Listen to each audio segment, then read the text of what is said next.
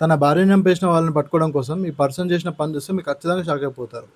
1999లో సటోరు టబాకా అనే పర్సన్ యొక్క వైఫ్‌ని ఎవరో అతి కిరాతకంగా చంపేసిర్రు. అది కూడా అప్పుడున్న టెక్నాలజీ, అప్పుడున్న ఇన్వెస్టిగేషన్ ప్రకారం ఏందంటే అక్కడున్న హంతకుని పట్టుకోవడం చాలా కష్టమైపోయింది. సో, మనోడు ఏం చేసిండు, అతన్ని ఎలా పట్టుకోవాలి, ఏం చేయాలని ఆలోచించి ఒక బోల్డ్ డెసిషన్ తీసుకున్నాడు.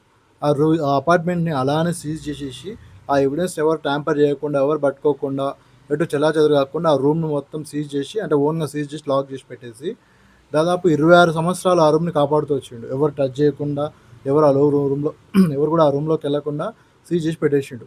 అలా అతను 26 సంవత్సరాలు రూమ్‌కి రెంట్ కడుతూ వచ్చాడు. ఇప్పుడు 2025లో ఇప్పుడున్న డీఎన్ఏ టెక్నాలజీ యూజ్ చేసి ఆ హత్య ఎవరు చేసిర్రు అనేది మొత్తానికి కనిపెట్టేసిండు. ఆ హత్య చేసింది ఎవరో కాదు, తన వైఫ్ మీద ఈర్ష్యతో ఉన్న ఒక మహిళ అని చెప్పేసి మొత్తానికి పోలీసులు కనిపెట్టారు. ఇలా మనోడు ఏమాత్రం యూజ్ చేయకుండా 26 సంవత్సరాలు ఆ రూమ్‌కి రెంట్ కట్టి, ఆ రూమ్‌ని మెయింటైన్ చేసి మొత్తానికి తన వైఫ్‌ని హత్య చేసిన వాళ్ళకి శిక్ష పడేలా చేసిండు. ఈ ఇన్సిడెంట్ విన్న తర్వాత మీకేమనిపించింది కామెంట్ చేయండి. అండ్ మీకు నచ్చితే లైక్ చేయండి. అండ్ మన ఛానల్ సబ్స్క్రైబ్ చేసుకోండి. Thank you.